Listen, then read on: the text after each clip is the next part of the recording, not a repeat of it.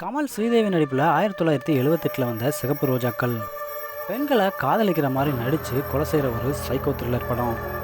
விஜயகாந்த், சத்யராஜ், நளினி மோகன் நடிப்பில் 1984 வந்த 100வது நாள் படம். இந்த படத்தில் சத்யராஜோட கெட்டப்பே செம அழகாக இருக்கும்.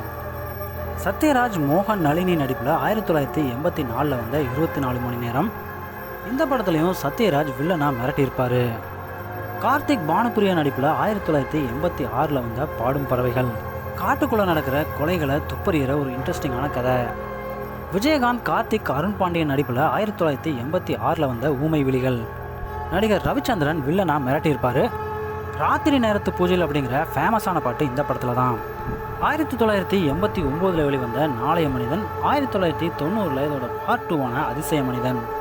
இந்த ரெண்டு படங்களோட கதைகளுமே ஒரே மாதிரி தான் இருக்கும். இறந்து போன ஒரு கொடூரமான குற்றவாளியை திரும்ப ஆராய்ச்சி மூலமாக உயிர் பெற வைக்கிறாங்க.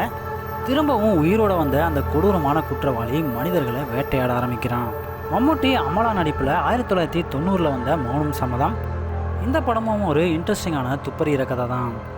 1991 வந்த ஜென்ம நட்சத்திரம். ஹாலிவுட் படமான தி ஓமன் படத்தோட ரீமேக் தான் இந்த படம். ஒரு சாத்தானோட குழந்தைய பற்றின படம். 1993 வெளிவந்த 3வது கண். இந்த படமும் ரொம்பவே இன்ட்ரெஸ்டிங்கான துப்பறிகிற கதை தான். பார்த்துட்ருக்க நீங்கள் சொல்லுங்கள், இந்த படங்கள் எல்லாத்தையும் பார்த்துட்டிங்களா? அப்படி பார்த்துட்டிங்கன்னா எந்த படம் உங்களுக்கு ரொம்பவே பிடிச்ச படம் அப்படிங்கிறத மறக்காமல் கமெண்ட் செக்ஷனில் ஷேர் பண்ணுங்கள்.